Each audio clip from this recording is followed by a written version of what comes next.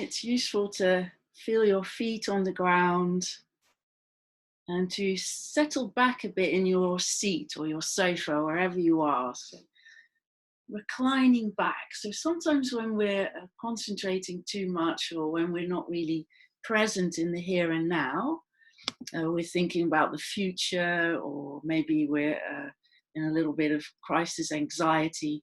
We might be a bit forward and up, and we call it doing mode, very much doing and not stopping and pausing and listening.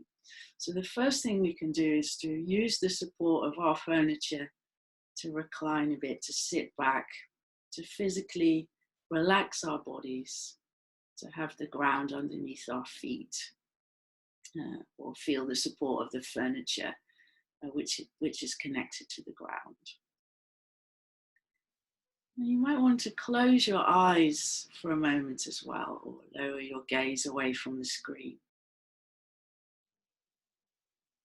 And when we become more focused on ourselves, we might notice, actually I could relax my shoulders a bit more. Or actually I didn't realize, but I was holding my stomach a bit. Maybe you can relax your belly as you breathe in, so it's easier to receive your in-breath. And then as you breathe out, you can easily let go of your out-breath. Noticing how easy it is to recline, sit back, and breathe. You can remind yourself that you can be here for the next hour and just receive the story. If there is an interruption in your life you need to go to, that's absolutely okay. You can do that and then come back. And then if you need to leave us for a few minutes, when you come back, perhaps you can again remember that you can settle back, relax, recline, and go into a more receptive mode. Then I'd like you to notice the sounds you can hear right now in your own home.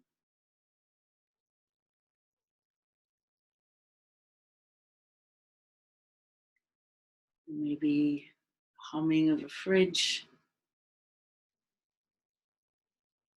sounds of your pets or children near you.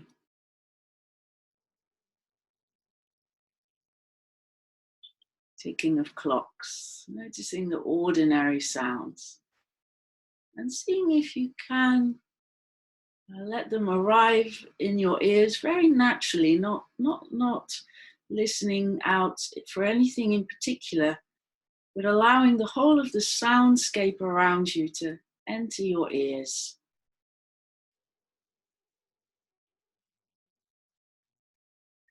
Perhaps even noticing sounds you've never noticed before in your own home.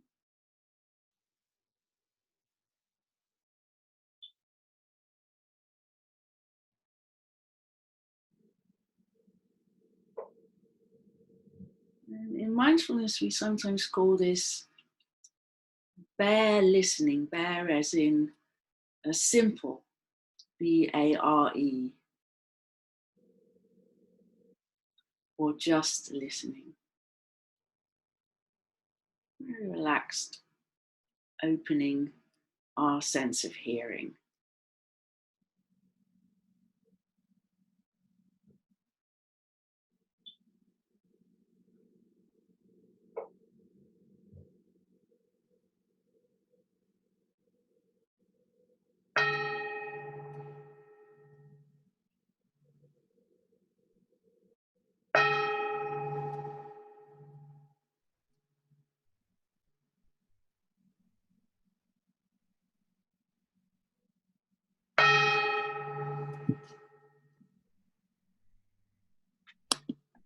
We're leaving our time now. We are leaving our time now. We're going to a place where time moves differently. We're going to a place in a story with a king a happy king, a king who likes to walk around his garden, a king who has an apple tree. He's the kind of king that counts his apples. We find these in stories. He's in his garden one day under his apple tree, and he's so overjoyed by being close to it that he shouts out in all directions a royal decree. This is my apple tree. If anyone should take an apple from me, from the tree, they will appear 100 yards beneath the ground.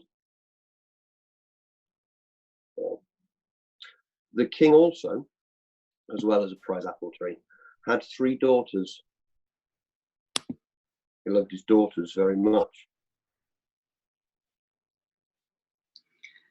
So the 3 daughters would often wander around in the orchard, and this one summer evening they decided to go for a wander, and it was just the time where the apples were ripe and ready and luscious, and they knew they weren't supposed to eat the apples, but they were basically teenagers, about 12, 14 and 16. So how much did you listen to your dad when you were a teenager?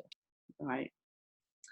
So the 3 girls are there under the tree, and on this summer evening with these succulent and ready to drop apples.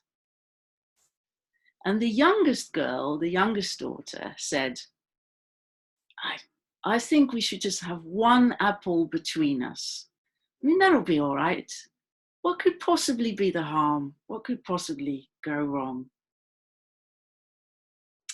Now, the eldest daughter was known in the land as Hawky, because she was as fast and far-seeing as a hawk, and really quite wise for her years. And she said, well, I don't think we should eat this apple, because when I see our father with his apples, I notice this nostalgia coming over him. You know, he seems to remember the adventures and sweetness of his youth, riding his red horse of desire. And he then realizes from seeing the freshness and the redness of these apples that death is defeated for another night. And he celebrates being alive. And it's those rememberings that keep him from the gatherer of souls, i.e. death. The middle daughter was known around the land as having the great and tender heart of a mother bear.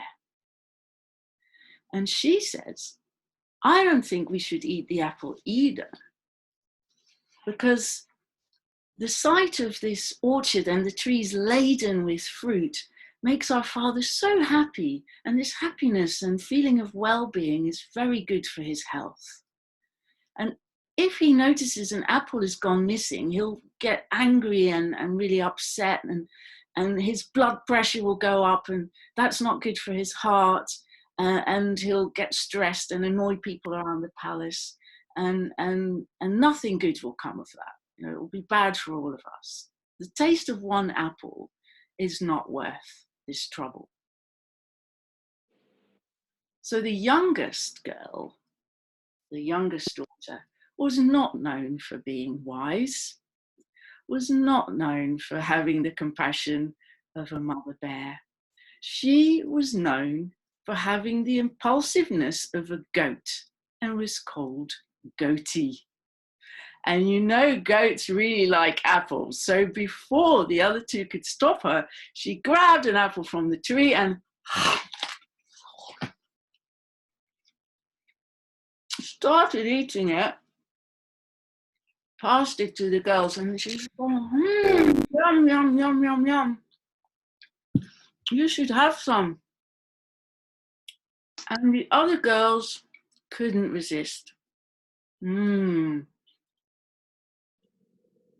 They too had a big bite of the apple. And initially, it all seemed to be okay.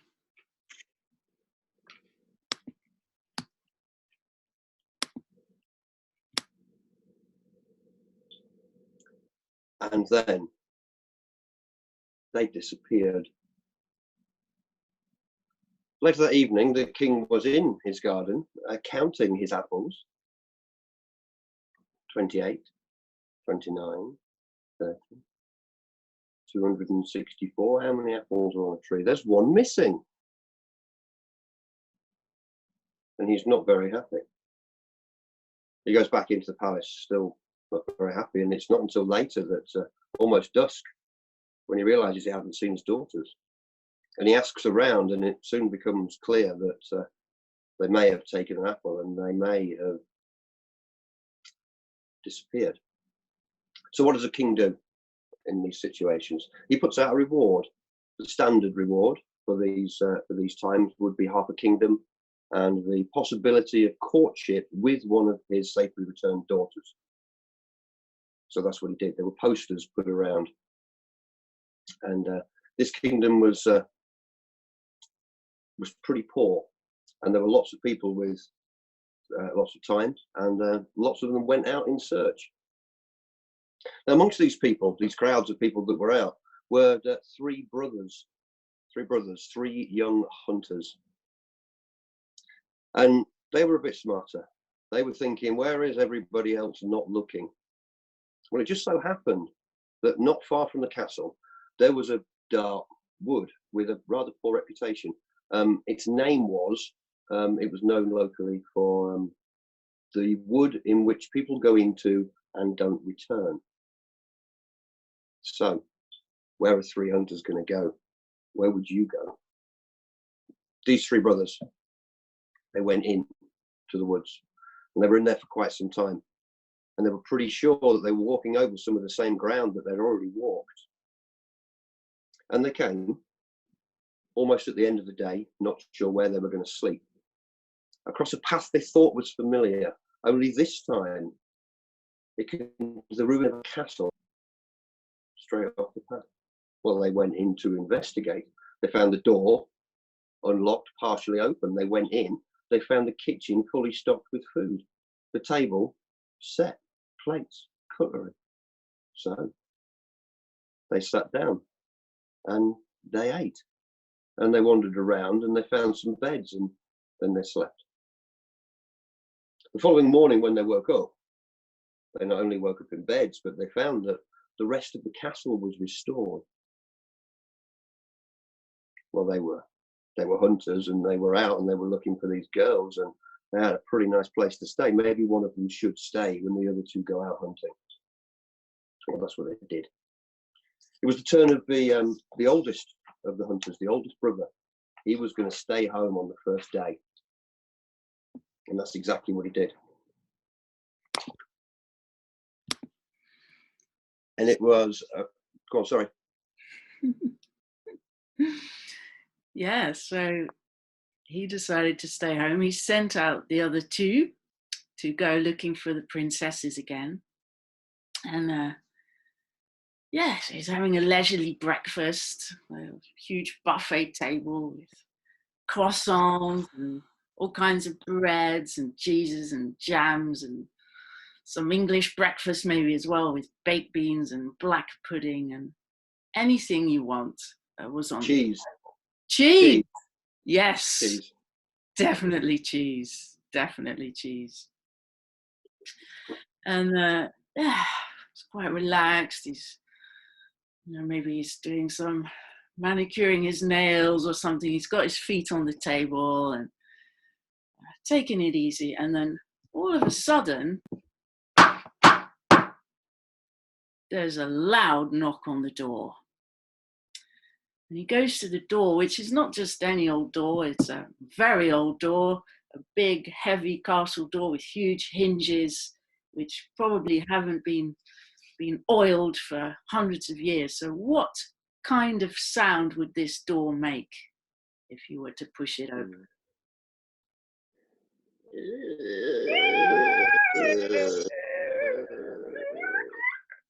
So the door opens and he looks out and initially doesn't see anything. What was that? And then he looks down and there's a small man, but it's quite a strange man. He's completely naked, for starters, and very hairy.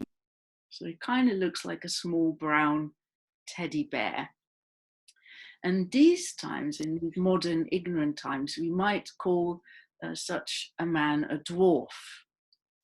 But in that time, in the true time of this story, you might even call this man an earth god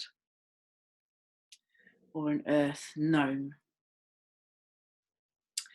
So the brother looks down at him and waiting for the small man to say something, who then says,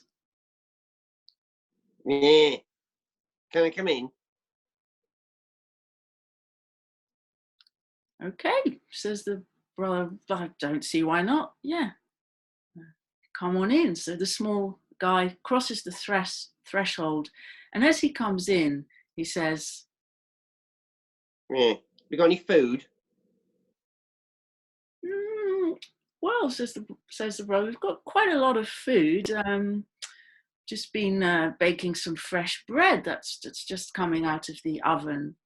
I'll go and cut you a slice. So he goes over to the oven and takes out a freshly baked, delicious smelling loaf, cuts a big slice for the earth gnome and passes it to him, offers it to him.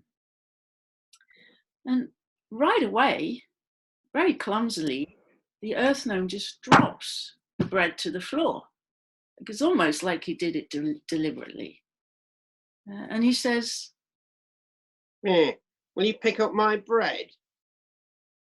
and the oldest brother says, well, that's a bit strange, but yeah, okay. So he bends down, picks up the bread and hands it back to the earth gnome.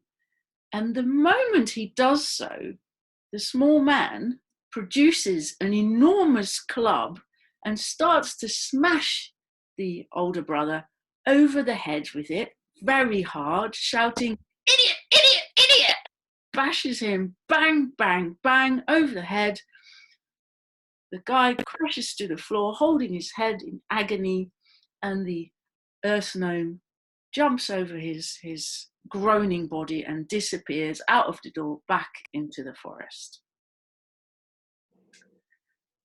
So, very strange. And the older brother is kind of embarrassed, that this small man, this dwarf-like creature, has managed to get the better of him. So, he's the oldest brother. He should be strong and invincible. So he covers his bruises with a hat and pretends when his other brothers come home that his day was fine. They come back and they say, well, we haven't found the princesses. How was your day? Oh, nothing happened. I just had breakfast and waited for you to come back. He decides it's better not to tell them. So the next day, it's decided that it's the second brother's turn to hold the fort, protect the castle, and the other two are going to go and look for the princesses. So similarly to the day before, he sits around, enjoys the breakfast, the bread, the cheese, the beans, everything that's there.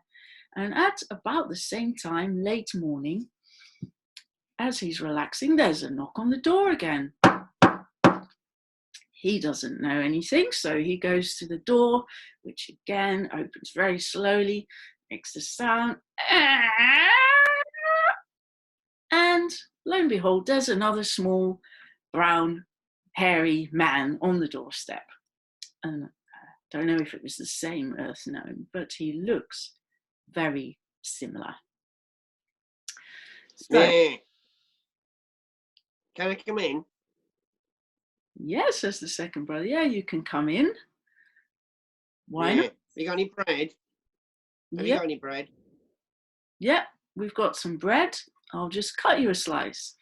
So he offers the earth gnome a slice, and same thing happens. He just drops it and says, Yeah. Will you pick up my bread? well, Yeah, why not? Second brother also picks up bread, and once again, small man starts bashing him over the head, shouting, "Idiot, idiot, idiot," and smashes him so hard that he falls to the ground, jumps over his groaning body, and disappears into the forest. The second brother is also quite embarrassed. His pride is hurt, and he doesn't know this has already happened once, so he thinks it's okay not to mention anything. So when the other two come back, they report they still haven't found the princesses. And they say, "How was your day?" "Fine, nothing happened. I just relaxed and ate." So on the next day, it's the youngest brother's turn. And same thing. He relaxes, has breakfast, doesn't think anything of it when there's a knock on the door. Goes to open the door. There's the Earth Gnome on the doorstep who says, "Yeah, can I come in?" "Yeah, sure, you can come in." "Yeah, have you got any bread?" "Yes, we have some bread. I'll cut you a slice." And the second brother offers him the slice of bread. At which point the Earth Gnome drops it, same way as before, and asks the youngest brother to pick it up. "Will you pick up my bread?" The youngest brother says, "I'm not picking up your bread. You've got to be kidding. You are responsible for your own bread. Nobody is to pick up another man's bread." And at that point, he produced an even bigger club and started to bash the little guy over the head with it very hard. At which point the Earth Gnome starts to yell, "Wait, wait, wait, wait, I'll tell you where the girls are." Sometimes stories suddenly move very swiftly. I'll tell you where the girls are. "Wow," says the youngest brother, that's fantastic. Where are they? Do tell me." And the Earth Gnome tells him they're around the back of the castle, down an old abandoned well, and that he should go down there and look for them. And he warns him not to put too much trust into his brothers. So the youngest brother doesn't really know what he means by that. He's very excited. And when he says, "Thank you, that's great, and now you can go," the Earth Gnome runs away. And when the other brothers come home, the youngest brother excitedly tells them where the girls are. And they decide to go and look down the well the next day because it's evening and it's dark by now.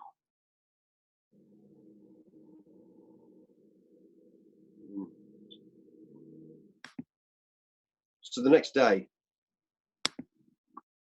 the brothers decide they are going to go down this well, the three of them. The oldest brother says, "I shall go first. I'm the oldest brother. Explain again, how do we do this?" The brother explained again what the gnome had said. There was a bucket, there was a rope, there was a knife, and there was a bell. Those were the things that were by the well. The oldest brother said, "I should be first to go down the well." And he climbed into the bucket, and he had the knife, and he had the bell with him, and he went down into the well shaft. And he got down around 15 feet. That was all. And it started to close in on him, and it was pretty unpleasant. He rang the bell, and they wound him back up. Thanks. They wound him back up. That's what the bell was for. You ring the bell if you want to go up. He wanted to go up. He climbed out the bucket, and he was like, "Oh, somebody else go next." That was, all right, okay, I'll stay up here. The middle brother gets in the bucket. They lower him down, lower him down. He gets down further. He gets down quite a bit further, and the sides are coming in on him, and it's almost dark when he looks up. And he rings the bell, and he rings it quite frantically. Just like, oh. just to make sure that he's actually heard. And they wind him back up and he climbs out the bucket and he's, oh, I'll be okay later, he says, and off he goes. Well, the youngest brother, he's in the bucket and he goes down and he goes down and it gets darker and it gets closer and he sees the light disappearing from above him. And eventually the bucket stops and it reaches something hard. He climbs out and he finds himself in a place. There's a place down there. That's where he was. And in the darkness, there's some light and there's some dark. I don't know if you've been somewhere really dark in the entrance to a cave. It's dusty, it looks. And he can see, just make out 3 doors in this place. He wanders along and he goes to the first door and he turns the handle of the door and opens it, and inside, look, and well, she looks like a princess. And he goes, hey, how are you doing? He asks.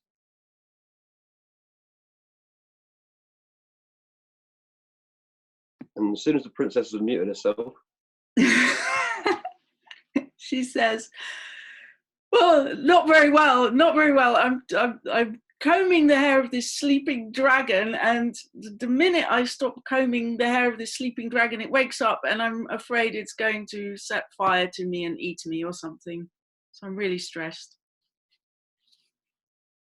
How? Okay, that's okay. So I'm going to make a move, and then you're going to get up, and then we're going to go. Okay, on 3, says the youngest hunter.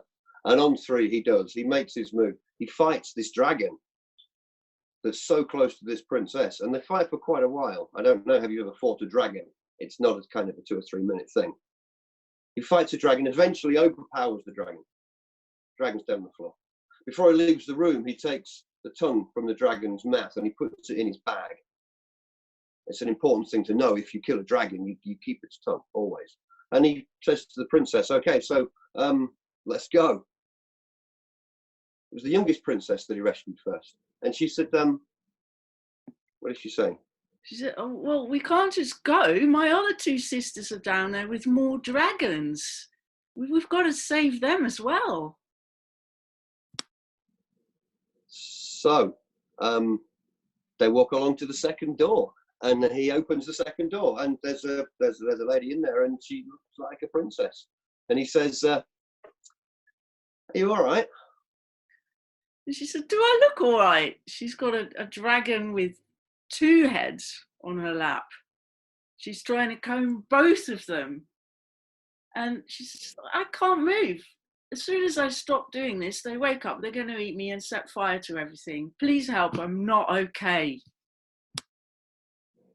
So this young hunter says, that's okay. So on 3, you get up, I'll sort the rest. And he makes his move and he counts 1, 2, 3. She stands up, he fights the dragons, a 2-headed dragon. It's not just that a dragon, it's a dragon with 2 heads. It takes a while. And it did take him a while. And eventually he overpowered the dragon. He managed to kill the dragon. And before he left the room, of course, he took the tongue from the dragon, because when you kill a dragon, you take its tongue. And he said, okay, princesses, let's go. And they say, well, no, we can't go. Our other sister is down here with a 3-headed dragon. We've got to save her. So the young hunter goes along to the 3rd door. He might have a sip of water first. It's there. Dragon slaying, thirsty work. He opens the door to the 3rd door he comes across, and in there is a lady in there, and she looks like a princess, and there are 3 dragon heads on her lap. And he says, are you all right? Do I look all right? I've got a 3-headed dragon on my lap. I don't even have 3 hands to keep it calm. I have to comb the head's hair to keep it calm, and it's really stressful because I have to go in between, and as soon as I stop, I'm going to get killed. Help! Okay, so on the count of 3, I'd like you to stand up and go over by the door, and I'll sort it all out, said the young hunter, and walked towards the princess and the dragons while he was counting. The princess stood up on the count of 3, just at the same time that the hunter arrived at the dragon and fought the 3-headed dragon, who take quite a long time to fight.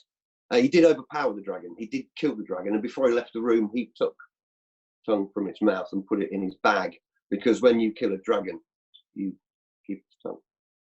And he said, "Okay, now, can we go?" And the princesses said yes, that they could go. And he ushered them back to the basket, back to the bucket. He would ring the bell, and the princess would disappear, and the bucket would return. The second princess the same, and the third the same. The bucket returned for him to just climb into it. And that was the moment that he remembered the words of the little brown man. And the little brown man said, "Beware of your brothers. Their interests may not be the same as yours." And he thought. And he found a rock that was lying down there, and he put that in the bucket, and he rang the bell, and he waited for this rock. And it wasn't very long before the bucket came crashing down to the ground. The rope had been cut, and there he was, in this place. The story tells us, one part of the story, that he walked down there until the ground was smooth. He walked the ground smooth. With his walking, he was so long down there. There were times when he was down there that his back was close to the ground. When he was laying on his belly, he was so close to the ground at times. At other times on his knees. There were times when he was down there. There was one time he was wandering around on his knees, and he saw, he hadn't seen it before, a musical instrument on the wall. He looked at it and he said, "Now is not the time for music." Many more times around that space he wandered, and he came across the guitar once more, and this time took it from the wall and played one note.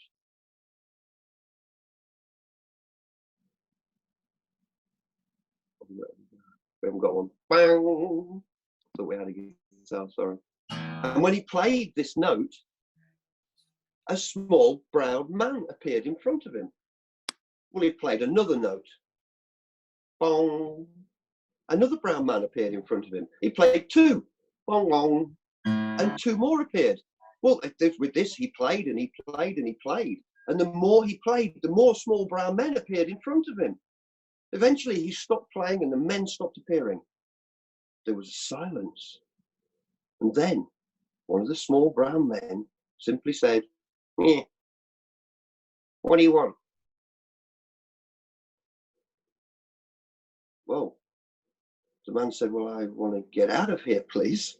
And I'd quite like to go to the palace and collect my reward of half kingdom and possibly a courtship of a princess." Well, the dwarf simply said, "Yeah, okay. Could have asked earlier." And with that, the man was brought from that place back up into this realm.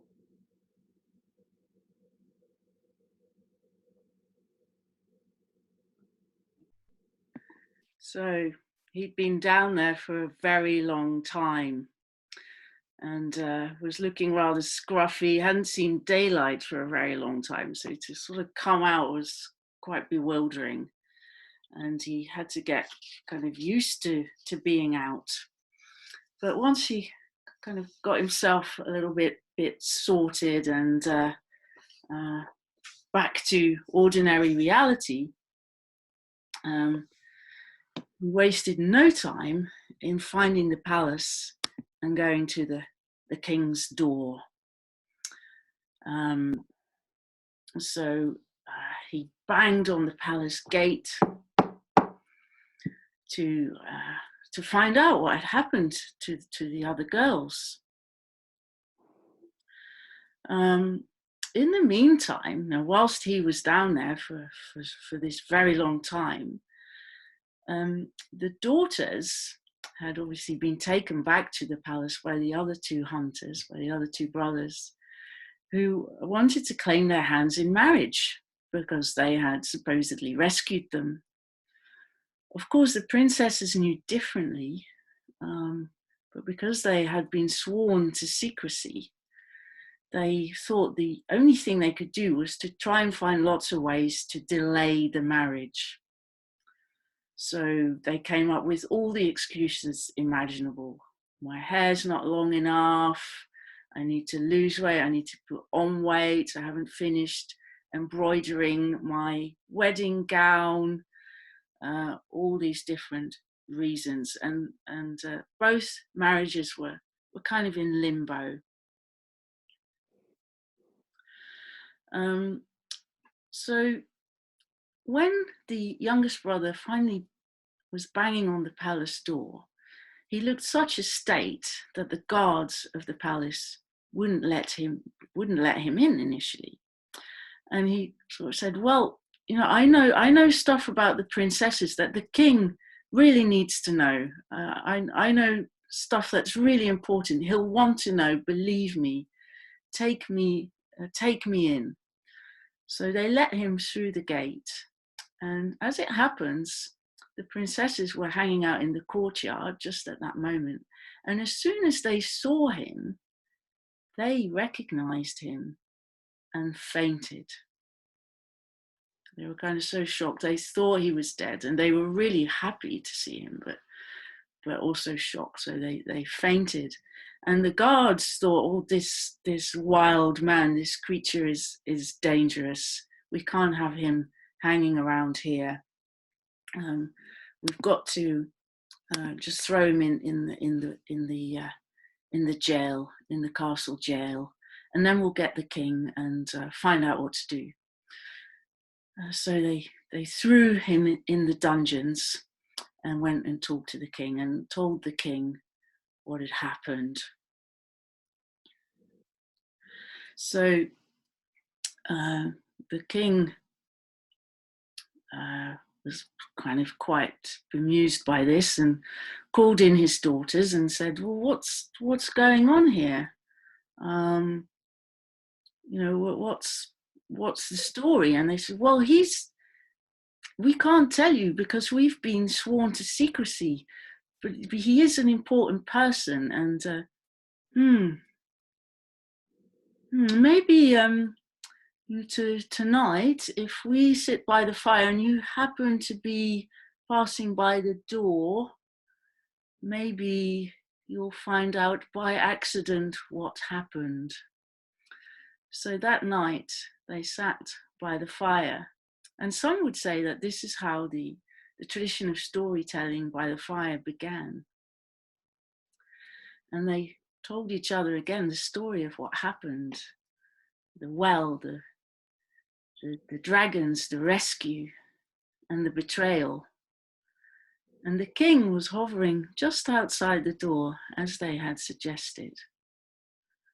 So then the king's only remaining problem was whether this was truly the youngest brother and the hunter. So he went down to the dungeons and said, have you got any way of proving that you are the man who rescued my daughters? As it were, as we know, the young man had gathered the 6 dragon tongues and he still had them with him. So he showed them to the king. This is the proof. I overcame and killed 6 dragons to save your daughters, and here's my evidence. Very impressive evidence. So the king was tremendously pleased. And instead of having the youngest brother in the dungeons, he had the other 2 put there in a kind of self-isolation, which was permanent. So they may still be there. And over the time that followed, a great courtship took place between the youngest brother and the youngest sister, the youngest princess. And in the end, there was a wedding. There was a great feast, and all the locals came, and the king gave away his apples to all of the people who came to the party. And after he'd done that, a mighty weight lifted off him. He felt so much better. And some say that the Earth Gnomes played their string instruments that night, and dragons tapped their tails under the mighty earth. And over the many winters that followed, people of the court and of the villages and all through the land would gather by the fire to hear the tales assembled by the women that gained their wisdom by combing the hair of dragons. And they would enjoy the music of stringed instruments and music from the bottom of the well. Words and music forged underground. And that is all we know.